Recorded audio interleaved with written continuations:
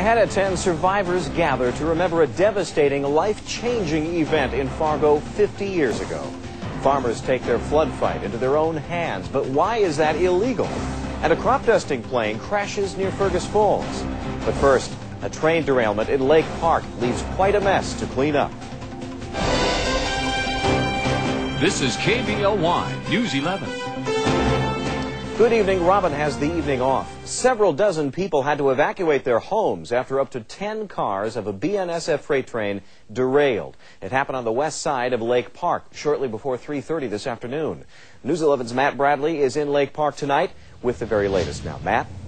Well, Darren, just about a half hour ago, residents in this area got some great news. They were told they could go back home. There was a barricade placed right here that was keeping people, including us, about a quarter of a mile away from the crash site. And you can see the site right now. There's a light that's up aiding rescuers in the cleanup process. Now, the blockade was in place mostly as a precaution. There were chemicals on board that train, and so about a dozen people in this area were told to leave their homes. Didn't hear anything.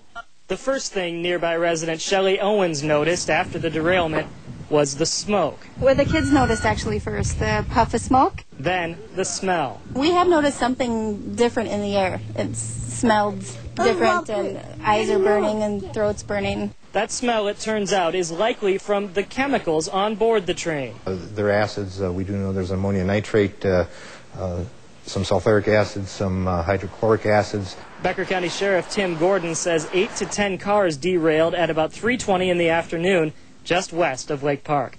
Some were stacked on top of each other, making the already dangerous chemical situation even more concerning. And that's why some nearby homes were evacuated. The fire department and everybody determined that it was probably safer for them to leave their homes, at least temporarily. I had to leave the dog at home.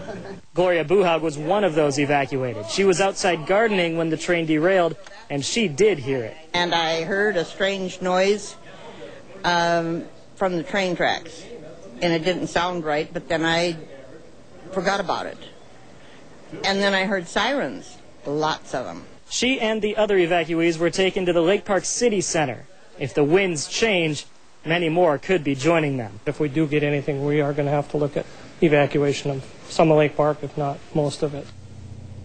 Now that still is a possibility, although a small one. No leaks nothing is really leaking out of the train at this point, and the haz-mat team is supposed to be on scene, and other crews on scene all night long, assisting in the cleanup and making sure nothing leaks. Other good news, no injuries were reported in this. The track is supposed to be out of commission until about 1:30 tomorrow afternoon, and that is causing a delay of an Amtrak train. 64 passengers are being bussed into Staples, St. Cloud, and Detroit Lakes because that train could not get through. Okay, well, at least the tensions have been eased somewhat in Lake Park tonight. Good news. Yes, much better than just an hour ago. Right. Okay. Matt Bradley live tonight. Thank you, Matt.